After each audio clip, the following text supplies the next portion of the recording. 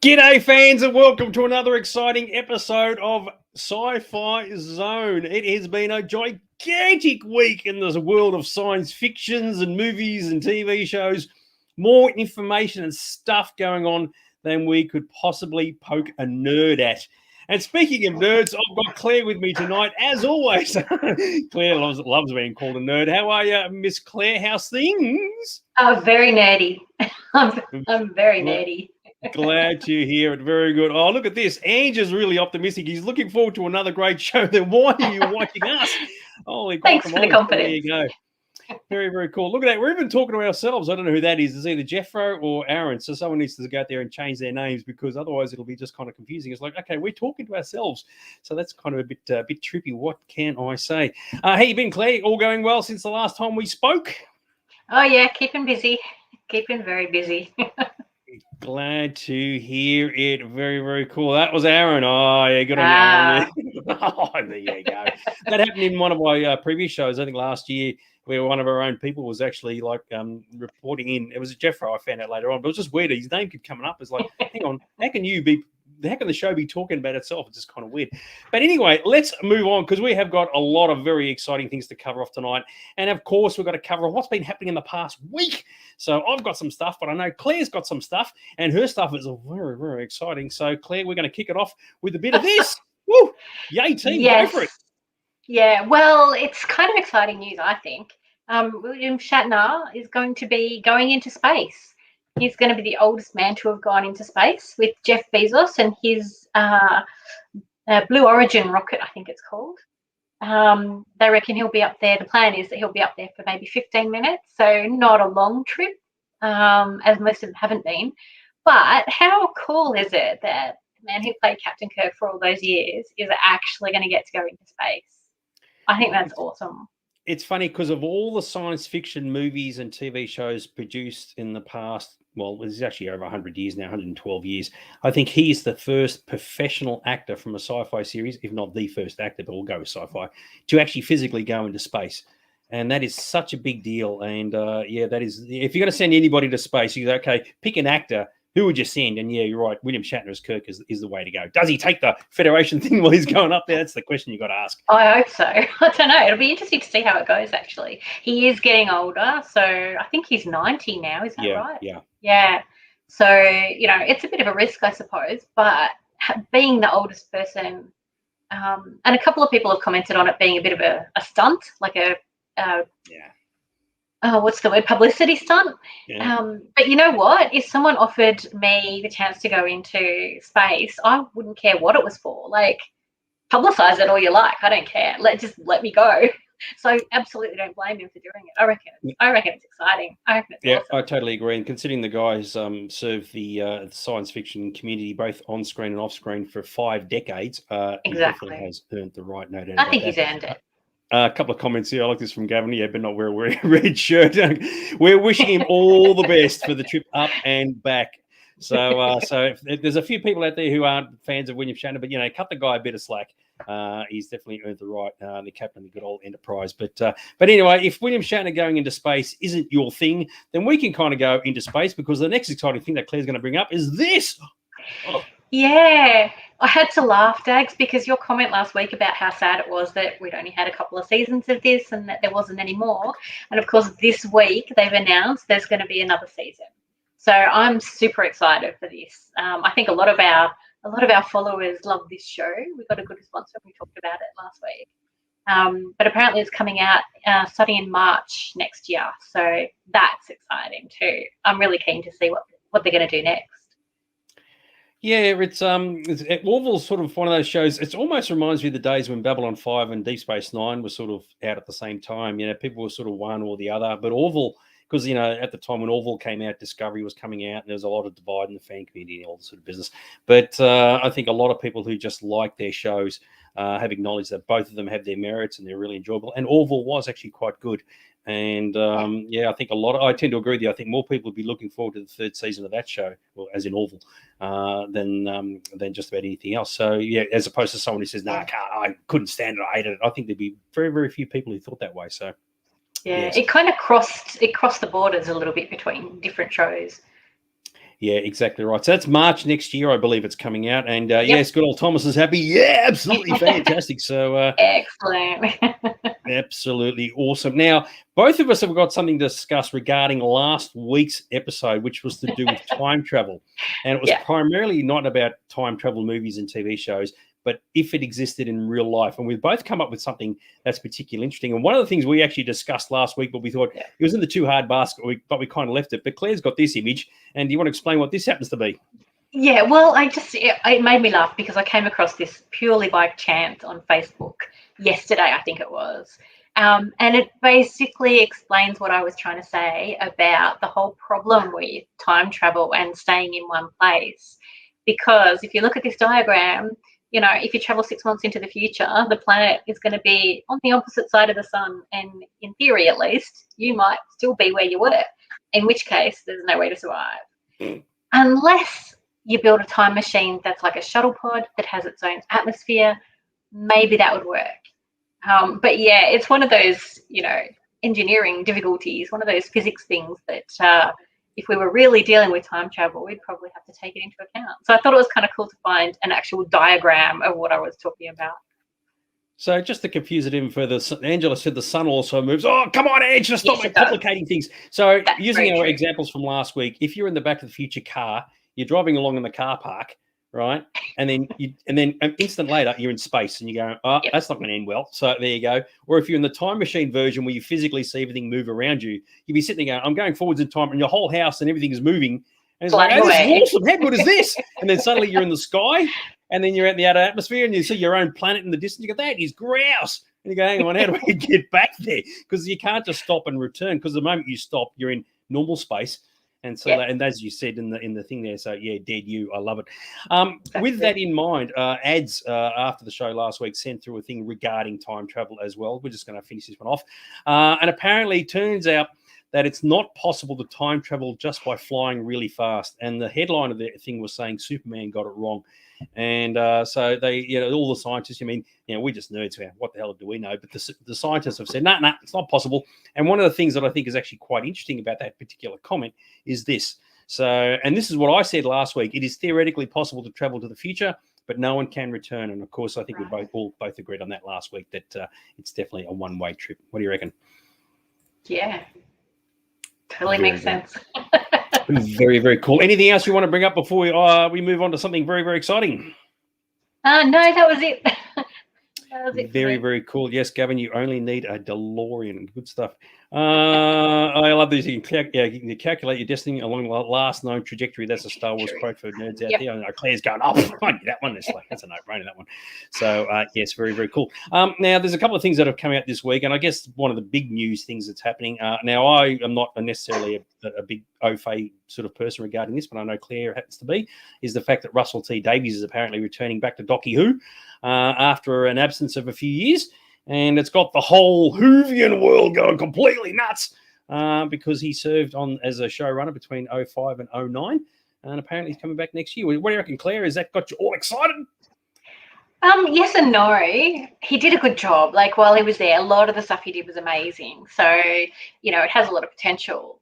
But he also did a lot of things like going back to old aliens and rehashing the Daleks over and over again, and the Cybermen came back. And I'm the kind of person who likes my science fiction to be a bit more progressive and maybe a bit more imaginative. I mean, there was some great stuff in there, like there were all sorts of things in there that were amazing, but I just wonder if it's a good idea to keep going back. Like, I think we should be moving forward. And it feels like it's a bit of a reaction to feels like it could be a reaction to the Doctor having become a woman, and it'll be interesting to see who they cast in that role next, whether it's another woman or whether they go back to a man, or maybe someone who's trans, which would be an interesting way to go as well. There's a lot of speculation, as always. There's a lot of speculation about who it's going to be, but at the moment, no real idea. It's funny, isn't it? Because you are right. It could head down the path of what happened with the He-Man / Master of the Universe franchise, where Kevin Smith came back to do the new animated series, and everybody thought, oh, it's the greatest thing in ever. What could possibly go wrong? And of course, the show came out and completely divided the fan community because it didn't focus on the two main guys, He-Man and Skeletor. It focused on these other characters, right?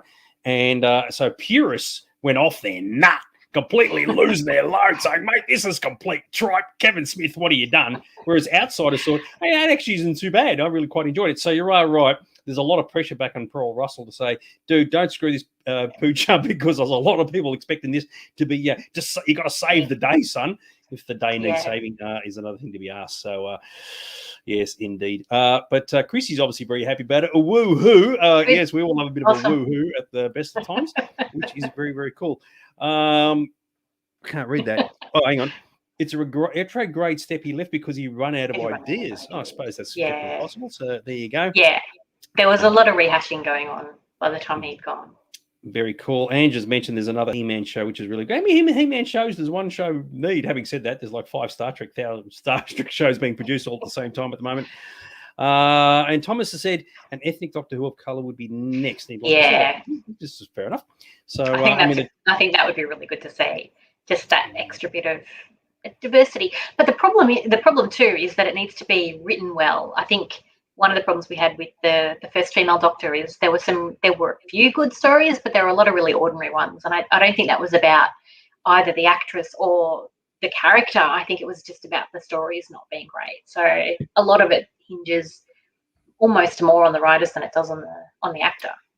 Yeah, I tend to agree. It's sort of like it needs to be one big harmonious sort of element of cohesion for it to work. And as Aaron here will say, because he runs, when it's open, a collectible store, and I tend to agree with this mindset to say you can tell when a show or a movie is successful by the amount of merchandise that is sold. And I guess you could probably base a pretty good rule of thumb on that. And even he said the recent Doctor, the 13th Doctor, hasn't been that successful. Not necessarily because she's a poor portrayal of the Doctor, but the stories haven't been that flash. So it's a very unfortunate situation. I guess in history, in time, like 10 years from now, when we look back upon today, we'll go, yeah, it's a real pity that things turned out the way they did. But anyway, all good. We will see what happens. And the last thing, there's 2 things I wanted to sort of mention. So I saw advertised on TV the other night, June has finally been rescheduled for the 15th millionth time. Excuse me. December the 3rd. Now, obviously, it was meant to come out in October. That's next month. That clearly isn't going to happen. And it just gets pushed back and pushed back and pushed back. So they said December the 3rd. And I tell you what, I will cack myself for all the wrong reasons if they say, nah, lockdown's being extended to the end of the year. Cinemas are staying shut. So, so I think there'll be more than just a few riots in the streets if that happens. But, yes. Now, having said that, I understand Foundation started this week. Now, have you seen it yet? Not yet. No. Come on, I've seen good reviews. The comments that I've been seeing on Facebook have been very positive, although that might just be that all my friends like the same sort of thing as I do, so it's hard to be sure. But so far, it's had a pretty positive reaction from what I've seen. Yeah. Very good. I like this one from Daniel. Yes, the sleeper must awaken. Very good. Oh, yes, you never. If you chuck in a good old June quote, Junophile, whatever you want to call them, go, oh, that's awesome. And everybody else goes, huh? So, yeah, exactly right.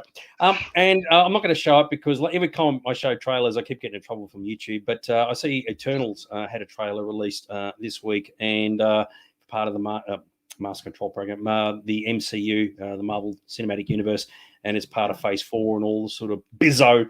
And the first thing I thought of, oh, Christ, not more characters to have to learn. Who are all these people? Oh, my goodness gracious me. Did you say that at all? No, I don't know anything about it. Yeah.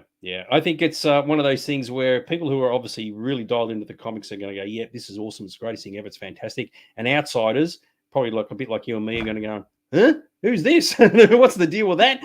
And it's complicated, but anyway, what the hell? So very, very cool. Oh, I love this one. This one from Aaron. Foundation ripped off a lot from Star Wars. I was glad you clarified that. Foundation came out long before Star Wars did. So, and if you ever read the books Foundation, and you come across Trantor and you go, yeah, that sounds a lot like Coruscant. Well, that's intentional because Coruscant took the idea from Trantor. So, yes, I'm glad you clarified that.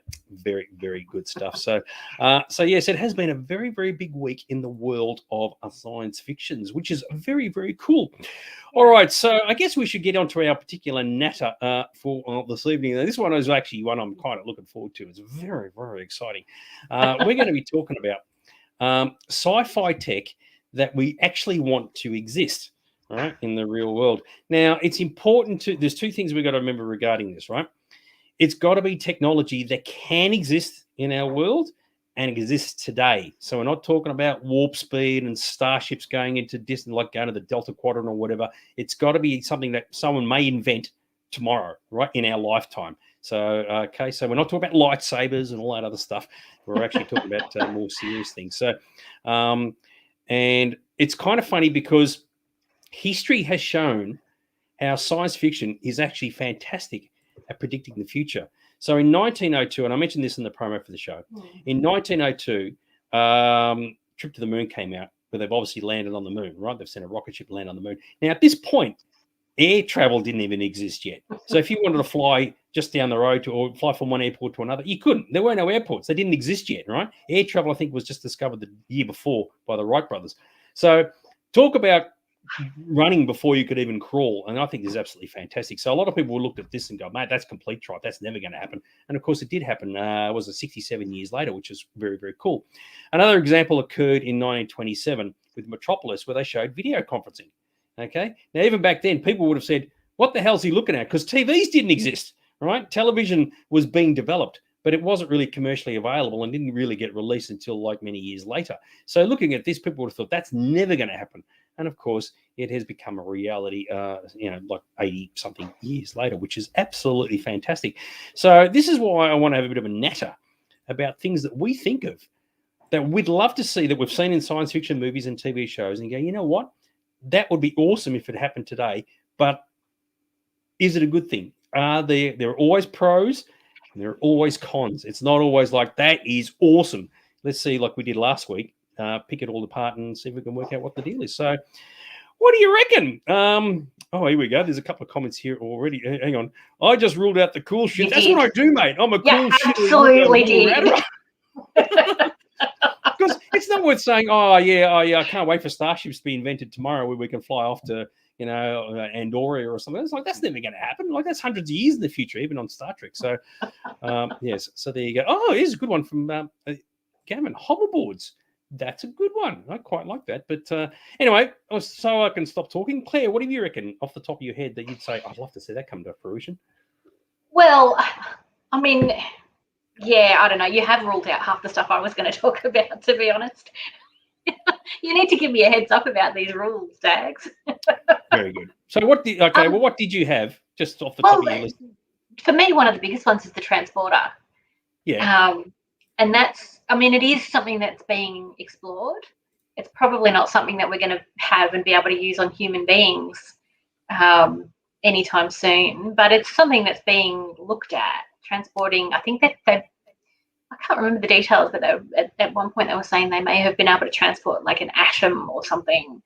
For me, that would be really cool. But it would have a huge effect on society.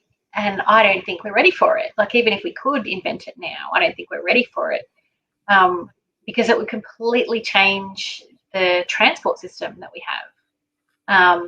It would change the workforce because you wouldn't need truck drivers and that kind of stuff so much anymore. So that would be a massive one that I would love to have.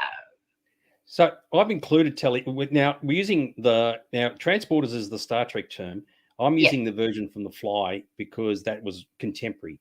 And you call it teleportation. So transporter, teleportation, exactly the same thing. So yes, I have included that because I thought in The Fly he does create it in both the original version and the remake, right?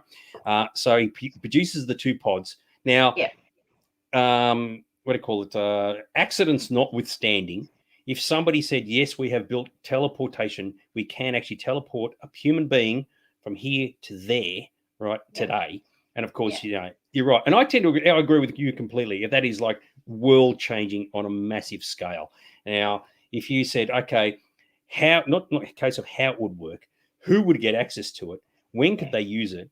And is it the kind of thing where, as you said, suddenly all cars are no longer, they're all redundant. Airlines are all redundant. Shipping is all redundant. And people just say, okay, I'm just going to put one of these. It becomes like a microwave oven. Everyone has one in their house.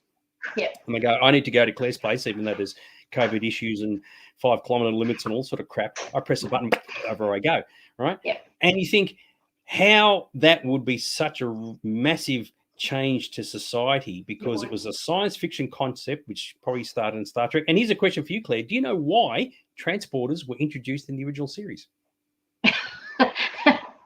I'm guessing it was something to do with being too much trouble to shuttlecraft them down every time. That's exactly right. They needed a quick way to get people from the ship to the planet without showing shuttlecraft, because they didn't have a budget for a shuttlecraft back then, and all the visual effects. Well done. So I agree with you. I think if there was going to be something that was going to change the Earth and change the way the world turns, teleportation would be the go. And of course, the moment you have the first accident, because ultimately if things are coming and going, they can't arrive at the same place at the same time. That wouldn't work. So you'd have to have all these safety things in check. And assuming they could get past all that, it would be absolutely unbelievable. So, yeah, what do you reckon? It would be amazing. And I will point out that there were examples of it in science fiction before Star Trek came along, in books more than, I don't know about TV shows or whatever, but certainly in books there were earlier examples of it. And one that I wish I could remember the name of the story, or even I think it was an Asimov story, but I can't remember for sure. They were using the transporter to get to get the kids to and from school. And then this kid sort of accidentally discovers that outside actually still exists, and that he can walk out there, that, if the transporter's not working, he can walk to school. It's been such a long time in the story. It's been such a long time since they've done that they kind of don't even remember that it exists. But for our purposes, there are so many things that it would affect. And as you say, who would have access to it and who wouldn't? I don't think it would be a sudden dropping one in everyone's home type situation. No. I think it would be a much more gradual build up, the same way as cars were, just as an example, talking about means of transport, and trains. You have to build the infrastructure, you have to have the roads, so you have to have the equipment, you have to have the ability to use it, and as you suggest, got to have all the safeguards in as well. Although I'm not as concerned about something arriving and something leaving at the same time, because if you've got a single mechanism in a location, there would have to be, like, it wouldn't be able to process both at the same time. So there would be sort of inbuilt safety stuff, I guess. But it's also like, I mean, what could we use it for other than transporting people and food? And, you could transport food to areas that need it. Things like flood relief efforts would be so much different than they are now. You could get people in and out of areas. You could get food to the people who need them. But also, crime would change dramatically. Yeah. It's. I know that you could have. Yeah, you're right. There's a lot you can sort of discuss this. I'm just going to bring this up from Aaron. He's with McCoy about what comes in and what goes out. And you're right. The very first person, because obviously they do testing on animals and other organic things, and they go, okay, who's the first person who's prepared to do this? Fly issues notwithstanding. Get to the other end, wherever the other end is probably like 10 feet away, come out and go, you know what, I feel fine. They go through all the medical tests and all the rest of it.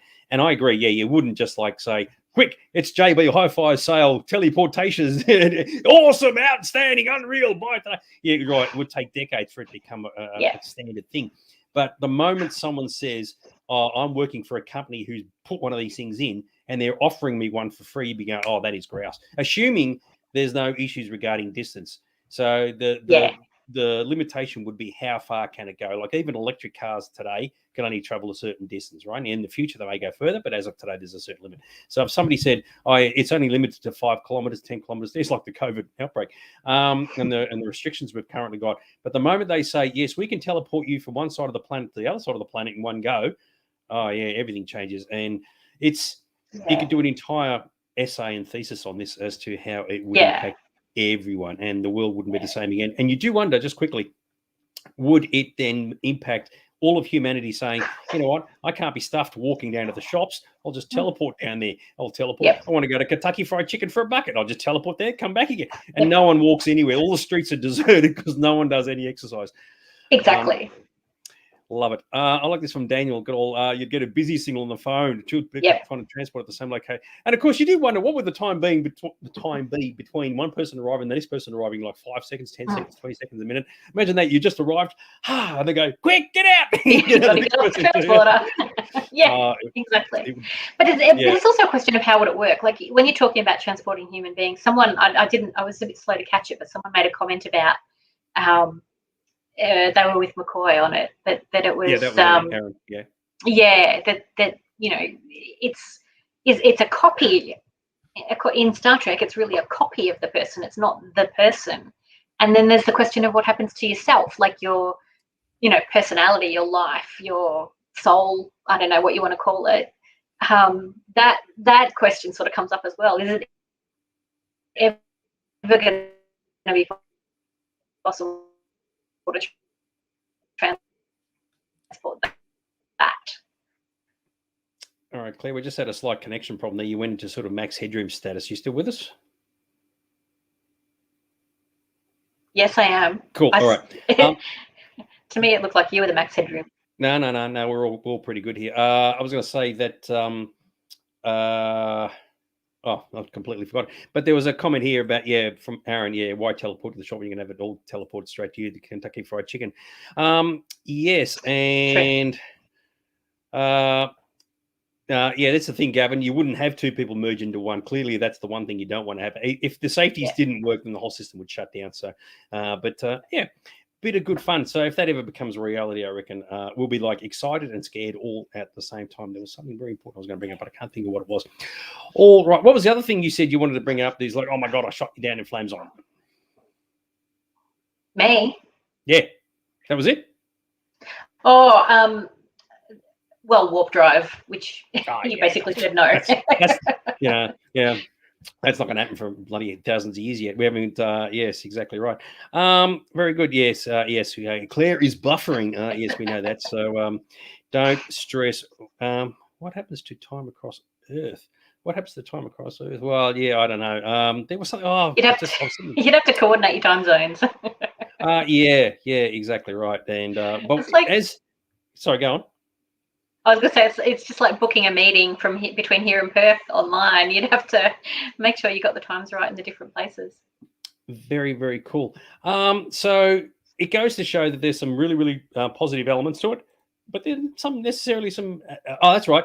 You're right. Maybe what you said. Sorry. You would have people who are like, whether the religious people who say no about the soul being transported and all this sort of business would say no, we won't use a transporter or teleporter or whatever.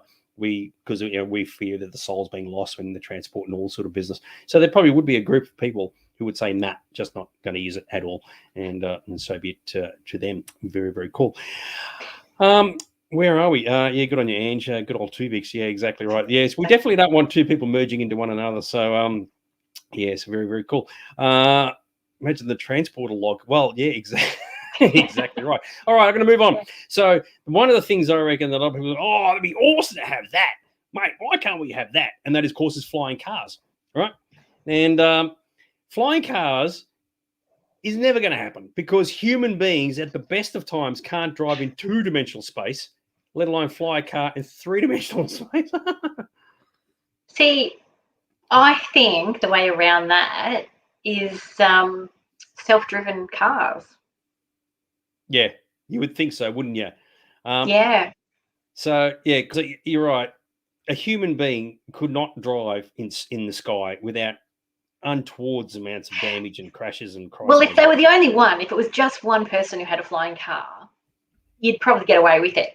But the second you've got more than one person and no control over where they're, no sort of restrictions on where they can go, of course there are going to be horrendous accidents and that kind of stuff. But, I mean, we're already working towards cars that drive themselves and buses that drive themselves. There are trains, trains in Japan and other places that have no driver, even already. Admittedly, they're on rails, so it's a little bit different. But if you can program a car on a road to do it, then you'd be able to program a flying car as well, I would think. No, I totally agree. And obviously, anybody who's had dealt with really bad drivers on the road will know exactly where I'm coming from. As has Ange, he agrees with me. So, yep. Be attacked by the Morlocks. Yeah, very okay. We've got a comment about the Victorian government. I'm not going to put it up. That's okay. Yes. So the thing, and I agree with you. Maybe you would have to self-program it and say, "All right, fly me from here to there." That gets the issue out of the way. And of course, the pros are fantastic. You don't have to deal with physical buildings in the way. And it's far more efficient. I mean, heaven help you if the thing breaks down in the sky and you go, how do I call the RACV when I'm stuck up a couple hundred feet in the air? But the thing that I found is interesting is it would solve one problem: transportation of your human beings and product through the sky. It's awesome. Then everybody would say, you know what? All I'm looking up, whenever I look up, I don't see clouds. And I don't see the blue sky. All I'm seeing is effing cars and the frigging highways and freeways all above my head. And people go, oh, man, no, what? What do you reckon? Yeah, I don't know. Well, I don't reckon it'd be, I mean, it would just be personal cars. It wouldn't be trucks and trains and those sorts of things, because that just wouldn't be less practical. But, well, I mean, in cities now, you look up and you can't see the sky because all you can see is pollution. So, I don't know. It reminds me, it makes me think of The Fifth Element, where you basically don't see the sky at all in that movie once you're in the city. It's all skyscrapers, and there might as well be no sky. So yeah, why not? Unless you're living at the top of the skyscraper. I like this one from Thomas. One step at a time, driverless cars. Come on, Thomas. We're talking science fictions here, mate. We're past the driverless cars. They are so like 2021. We want to fly cars, mate. It looks so cool in Fifth Element and Back to the Future Part 2 and all that. Fly the damn cars. Put, where we're going, we don't need roads. And can we just look at Christy's comment for a minute? Christy, that one here, is that one? I'm with you on that, Christy. I want a no-fly zone over my backyard.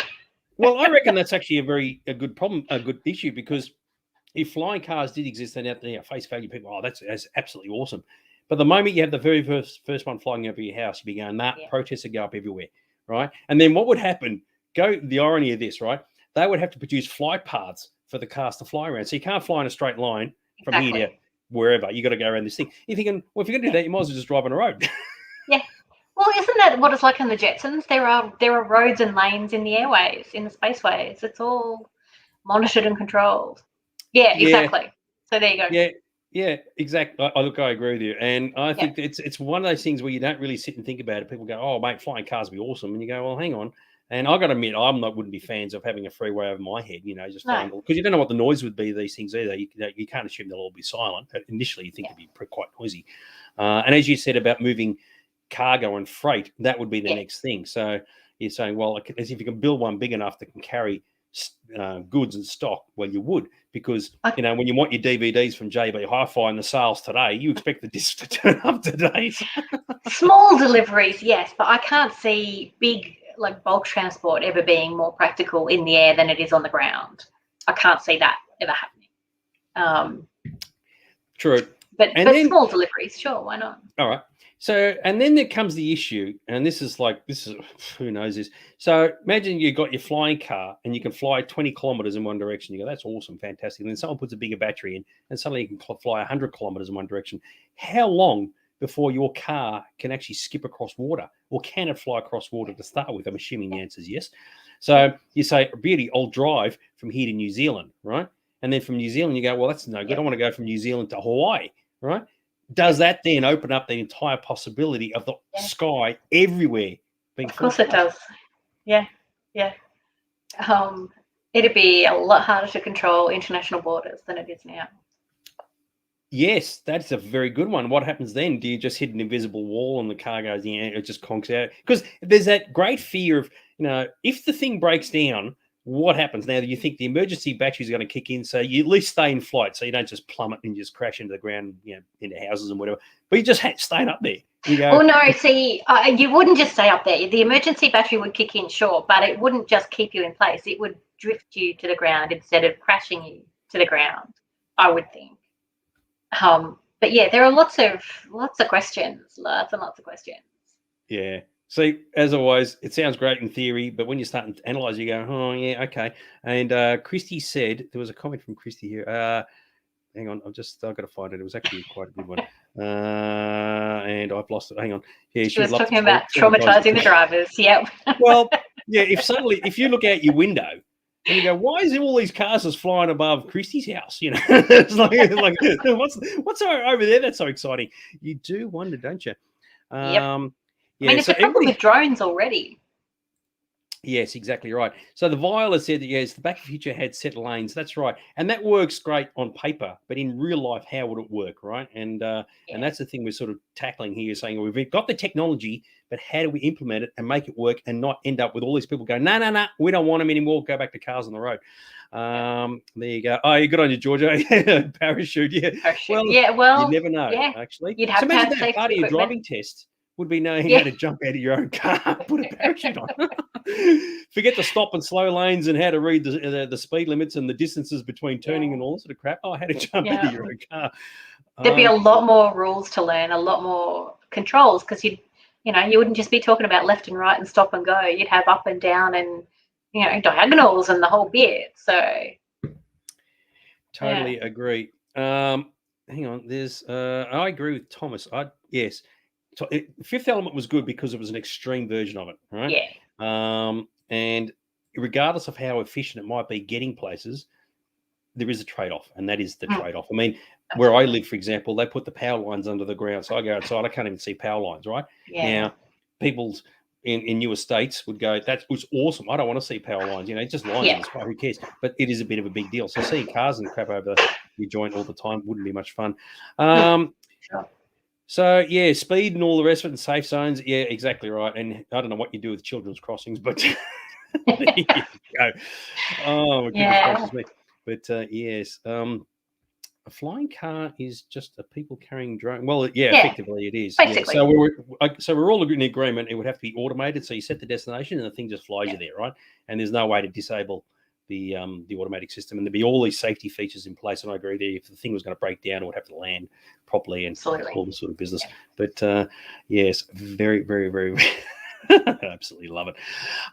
So another one that's coming up, and this one, I think we're sort of like spewing that it doesn't exist, even though if it did, we wouldn't actually get to be a part of it. I like that one. Flying Uber. Yeah, effectively. Yeah, good on you, Gavin. Oh, that's actually quite good. Yep. The other one that I think we're going, oh, what a shame this doesn't exist, of course, is the old base on the moon scenario, right? We saw it in space 1999, and prior to that, we had 2001: A Space Odyssey. Now, chances are we wouldn't get to go. But the thought of having a moon base, how good is that? People going to the moon. Like, wow, how good is that? What do you reckon? Well, I mean, we're working towards something similar on Mars, aren't we? Like, for real. Well, you think you'd want to do the moon first because it's a lot closer, and if something goes wrong, you don't have to travel so far back. But yeah, I mean, there's like they're bypassing the moon and going to Mars. But at least with the moon, you would think that there's a better chance of your tourists getting there, because Mars would be a one-way trip. True. So at least the moon, you think you can come back. But the idea of, like, whenever you watch Space 1999 and 2001, not 2001 so much, but definitely Space 1999, you go, that would be awesome. Wandering around the moon, get your little buggy and herbing around and all that. What do you reckon? Yeah, I mean, I'd go. Like, if it existed and I was not too old and had enough money, I would definitely go. That would be an awesome thing to do, to be able to go there. The driverless drones come from when we showed. I think driverless drone taxis will come first. One will take Shatton to his place. Good on you. Nice. Very good. Yeah, good on you, Thomas. Yeah, it'd be controlled by the government, a dystopian government, which was, for those who don't know, was an episode we covered about 3 or 4 episodes ago, which is very, very cool. Yes, Justin, good to see Justin joining the show. Yes, that was Space 1999, which is very, very cool, because that was such a cool thing. The funny thing that I would find, and I don't think this has been covered in any, even in 2001, which was about as scientifically accurate as you could possibly get at the time, is how to deal with the lower gravity. And admittedly, there is gravity there, but you'd have to design the base in a way that would allow the fact that you don't weigh as much, or you can move around more freely than you would normally. And so you'd have to have higher roofs and all the rest of it. And of course, obviously from a production point of view, TV shows and movies can't replicate that. But what do you reckon? You reckon that'd be if you spent like a couple of years up there, do you reckon it would actually impact your bone structure when you came back to Oh, Earth? definitely. Yeah. I mean, they've proven that already. That difference in gravity. Well, no gravity certainly has an effect. And so a low gravity, particularly over, if you're talking about a couple of years, would definitely have an effect, I think. But in terms of designing it, I mean, we'd be designing it for people. We wouldn't be designing it for the gravity. We'd be designing it for us to live in, and we would be adjusting our behaviour more, I think. I mean, you're talking about having high ceilings because people bounce, but you don't have to bounce. If you learn how to walk without bouncing, then you can do it. Giant steps are what you take when walking on the moon. Walking on the moon, exactly. Yeah. But, you know, I mean, there are other more important considerations like, you know, atmosphere and stuff. The gravity is not going to be the first or the biggest consideration in designing habitat on the moon. Yep, fair call. Hang on, Gavin said, yeah, you wear weighted shoes. Well, I suppose that would be the thing. Magnetic shoes. If the floor of it is metal and you have magnetic shoes, that will change the way you walk. And you're right. Yeah, Christy said it was scientifically proven in the ISS astronauts. Gavin, here's a good one. Moon Olympics. It's very, very funny. There was a book produced even when I was in high school, Cities of the Future. And it showed, you know, utopian societies and when if, you know, fossil fuels killed everything or whatever. But one of the things they talked about, and it was a kid's book, so it was all these drawings about having a city on the moon, and if they had Moon Olympics, right? And actually, just kind of funny, actually. And they said, you know, you'd have your long jump. When you're jumping, instead of jumping 8 meters, you're jumping like 400 meters, 40, 50 meters, you know, and the pole vault. You'd have the pole like 4.5 miles long and all that sort of thing. So you're right, Gavin, you're on the right. Yes, you've had the Moon Olympics. It'd be interesting. It'd be interesting to see what the differences were in a whole lot of a whole range of sports. Like even football, being able to, you know, how far you could kick the football. That, you know, even just ordinary sports that we play all the time. It would be fascinating to see the differences. Love it. You'd have to learn a completely different set of skills to be able to play. Totally agree. David said, magnetize. Yeah, that's a Star Wars quote for those who haven't picked up on it. So you said I'm a nerd. I knew straight away it's for Revenge of the Sith. So nerd, magnetize. Oh my God. Put lead in the boots. Yeah, totally agree, Justin. So, okay, we've got the weight thing sorted out. So the only thing that would be a downside or the tricky bit is supply and resupply. Who gets to go up, who gets to go back? And clearly you need the transportation to be able to do that. And in 2001 A Space Odyssey, they used the space taxis, which was, you know, by Pan Am, which doesn't exist anymore. And I think I tend to agree. If the opportunity was there and they said, oh, yes, you can travel to the moon, like it's equivalent to like traveling to another part of the world today, that would just be like the grooviest thing ever. Just to experience it and go, wow, I get to go to the moon. How good is this? So, yes. And they'd make money out of it. Like, you know, you'd need a lot of money to run a base on the moon, no matter who's running it, whether it's a government or whether it's a private enterprise or a mix of the two potentially. You need money. You need to be able to resupply. You need to be able to do all those things. And tourist trade would be a really good way of making that money. I mean, that's what they did in reality, trying to put the money together for this current space race that we're going through at the moment.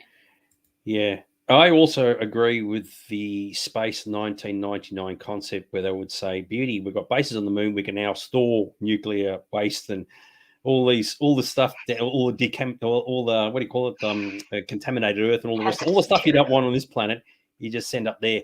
And I reckon that would actually happen. So I would. Yes. I mean, I would be against it. I'm more of a proponent of fixing what we've got, but yeah, that's what would happen for sure. Totally agree. It's a very interesting comment from Thomas. Space is a very hostile environment for humans. Yeah, well, that's right. It is because we're not biologically, we're not designed for it. So we're trying to create a new version of ourselves by pushing the technology and you know. And eventually that's what would happen. Like, and the moon is different again. I mean, space is one thing, and we've got a bit of experience with space on the space station, but the moon is kind of halfway between the two. It's less gravity than Earth, but there is some gravity, and so that would change things again. But if we stayed there long enough and started breeding and having children who were born on the moon, I think it would develop potentially into, well, I don't know, not a whole new race, I suppose, but certainly it would be a different, it would be a branch for sure. There'll be changes. and they would struggle to come to Earth if they're born on the moon.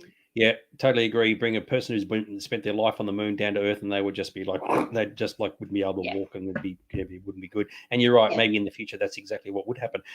This is a good one from Christy. The moon would glow without sunlight. You're right. At night time. Yes. Yeah, and when there's not a full moon, but when there's it's all dark, or you got the crescent on the other side, we're seeing all these lights where the city happens to be. Imagine that. How trippy would that be? It's would be awesome. They've put their own, like in Las Vegas, they've got the pyramid casino that shines this gigantic light in the middle of it, right? They do the equivalent of that, on the moon, and you see this massive. Oh, mate, how gross would that be? So you go, why is that flickering? And they go, some dude's up there's trying to do shadow puppets. Well, there's a line in First Contact, the Star Trek film First Contact, about so I'm not used to seeing the moon without all the lights, because in the future that they come from, it's populated well and truly. Very, very, very cool. And you are right, Mr. Vile. Claire did actually bring up football. I am so impressed. Now, secretly, she's a D supporter, but let's not talk about that, shall we? Because she really will hang up the phone and walk off. So there you go. I will. That's a good. Yeah, well, you're right, Gavin. If you do send up all the nuclear rods, it will glow more than it could. And because it's a desolated area, I mean, until they colonize bits of it, they would say, well, on this side, we won't. A lot of empty space. On the other side, they'll just dump everything up there. So remember. A lot of empty space. The first law of exploration, when you ever explore anything, and I saw this in a sculpture once, and I was really impressed. It was like little astronauts figures on this big obelisk-shaped thing, and I go, "Oh, that's great! They're exploring this new world that they've discovered." And one part of it was exploration, and the other part was exploitation. How can you exploit what you've just found? And I go, "Yeah, that's humanity down to a T." The only way it works for us, Very, very cool. Well, it sounds like some of my exes. Yeah, right. I like some of his exes. He's obviously got a whole long list of them there. Very, very cool. Yes. Is that a reference to the football thing? I've got no idea. So I'll move on. Someone said 100 years from living on the moon. Well, yeah, okay, but for the sake of the argument, in 2001 A Space Odyssey, they assumed it was going to happen by then, and clearly it hasn't. But had all the time and effort been put into it, maybe by now there would be at least a base there. Not necessarily a city, but a base established there. I mean, you've got the ISS. Why can't you have a base? But anyway, it hasn't happened. So there you go. But as we said earlier, sorry, just quickly, they are planning to send people to Mars in the next 20 years or whatever. So, Moon, Mars, both start with M. So there you go. I'm not sure that's a logical reason, but I don't know. It would make sense. So George has said, you could send all the nuclear waste into the sun. Yeah, well, that's, when you do that, though, the risk of blowing up the Earth is just not too far. Anyway. Not convinced that's a good idea. All right. So the next one that I've thought of, we're just going to move along from our moon thing. And this one is really interesting because the way science fiction movies and TV shows look at this is really, really different, right? And that, of course, is androids in our society, robots, right? Now, and we'll say androids because robots are things that build cars, right? And in the film I, Robot, for example, these things are everywhere, right? And they're doing all the menial tasks that people just don't want to do. And even though they're humanoid in shape, they clearly aren't human, right?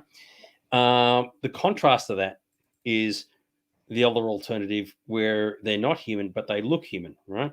So now I think to get to this stage would be pretty difficult because even fake robots designed to look like people don't look like people because of the uncanny valley and all the rest of it.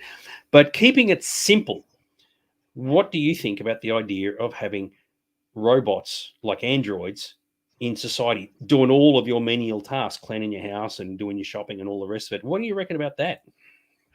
I think it's a very romantic idea, but I actually think it's not practical enough for it to happen. I think that having a humanoid robot is incredibly difficult. I mean, they're trying to build them, and it's difficult to get them to walk. It's difficult to get them to stand upright.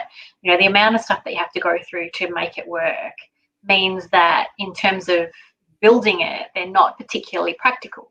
So I think they would become a luxury item. I think they'll exist because we're already building them, and it's a part of our humans' kind of romantic nature to do that kind of thing, to create it in our own image. But I think it'll be more of a luxury item. I think in terms of robots running around or doing things for people, actually doing the work. I think they're more likely to be robots, not androids, so not the humanoid shape, a more practical shape for whatever purpose it is that's needed. That's just my view. Very cool. And just one last comment regarding the moon thing, and I thought this was interesting. Chrissy mentioned about George about fuel needed versus payload. Let's work on the assumption that it is cheaper to send stuff to the moon than it is burying it in the ground here. So just for that particular part of the discussion. I like this one. You ask one, how do you feel? And they blow a microcircuit and start a MERS free. Yeah, exactly right. Everybody's like, hang on, there was a comment from, he wrote this a couple of times. Ange said he wants robot overlords. So we're working on this. This is a big discussion, right? Way too big for this particular night, but a big discussion regarding what do they look like? What do they do, and what are the limits? Now, we're working on the assumption here. Now, in iRobot, the robots are programmed, so they have no sentience, right? They're not able to make their own decisions. They're told to do a certain job, they just do it, right? Yeah. And you would think, rationally, that would be the way to go. Now, once you start talking about AI and sentience, that's a completely different discussion, which is where the others sort of came into it, Westworld and Blade Runner. Sentience. And yeah. So if someone said, yes, we actually have robots, and now, as of right now, you would say, oh, the genesis of these things, well, the ancestors of these things are those things that run around the cleaning the carpet at the moment, those little round ones, right? They go around. Yep. That's where they started, right? And then eventually they'll build up into humanoid shape. I find it very interesting because in the movie, they make a point of saying that because robots are doing menial jobs, they've obviously taken the spot of humans who didn't want to do those jobs. And even in our society right now, you could say, well, okay, who are the people who are happy to work on factory lines, like food processing and whatever else? Typically, it's people of other cultures who come into this country, right? And people go, oh, bloody hell, taking their jobs. But you're thinking, hang on, but the local people don't want those jobs anyway. So the need is filled. Now, what would happen if a robot came in and said, okay, we're going to take the outsiders out, put the robots in, and go that way? And I don't know how society would sort of deal with that. And we're not ready for it. There'd be a lot of anti-robot sentiment. Sorry, go on. Yeah, we are absolutely not ready for it. I've had this discussion a couple of times with other groups of people. We're not ready for it. There's a show, a Swedish show called, well, it was redone as Humans, but that's exactly what it's about. It's about robots coming in and taking over jobs and the reaction to that. I think that's one of the reasons I think it wouldn't happen in terms of androids coming in, because there would be too much. I mean, it's all very well to say that people don't want those jobs, but people need those jobs the way we're set up at the moment. And so our society just isn't built for it, isn't ready for it. And I think it would be too disruptive to the economy for governments to want it to happen either. It would have to be, and that's one of the reasons also why I think that it wouldn't be androids, that it would be robots. I mean, we already have effectively robots building cars and those sorts of things.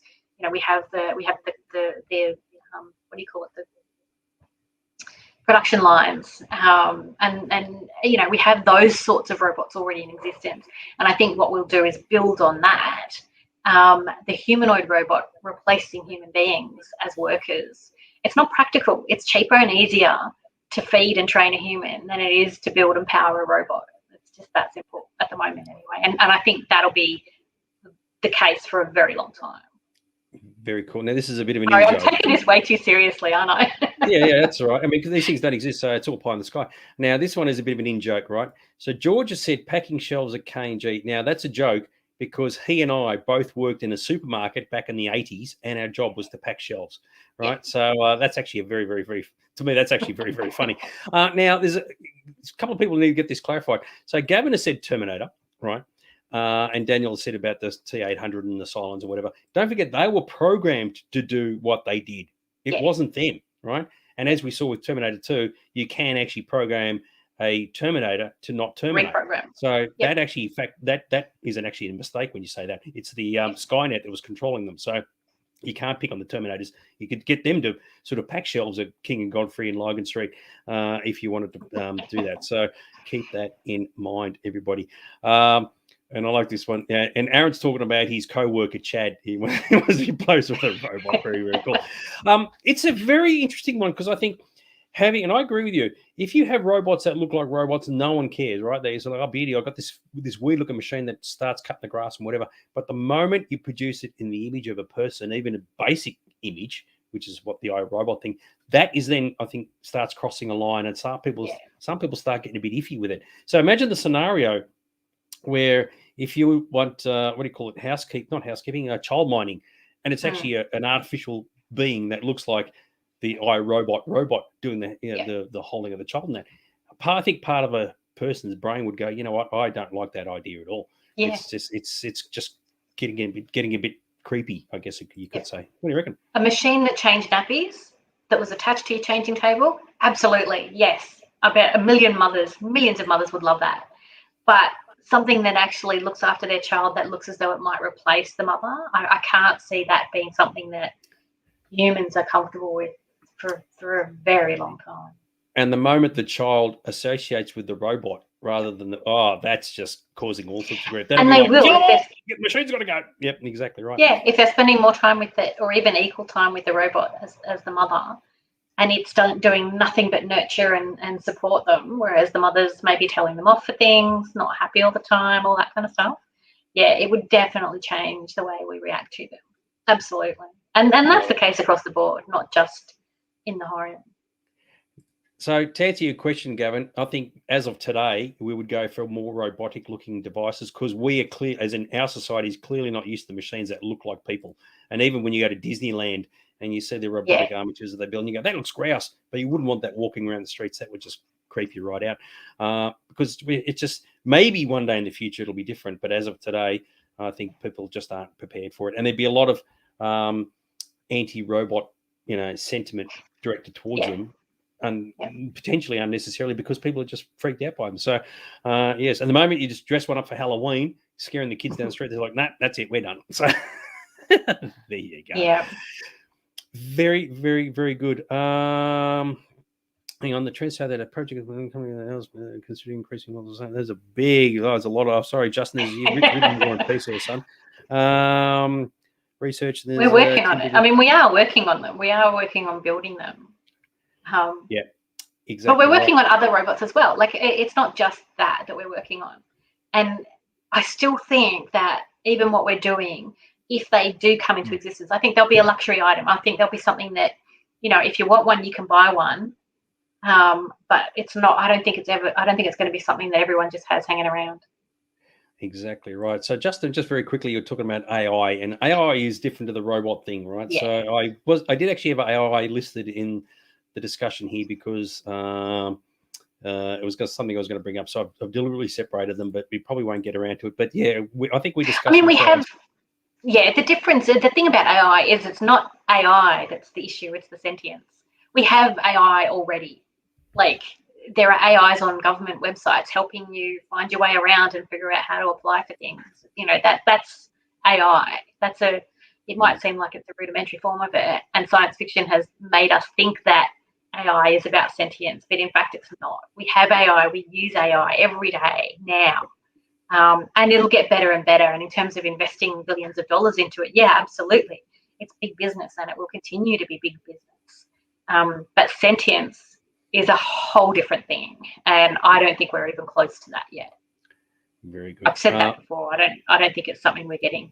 Yeah, right. See, nappy changer. Yeah.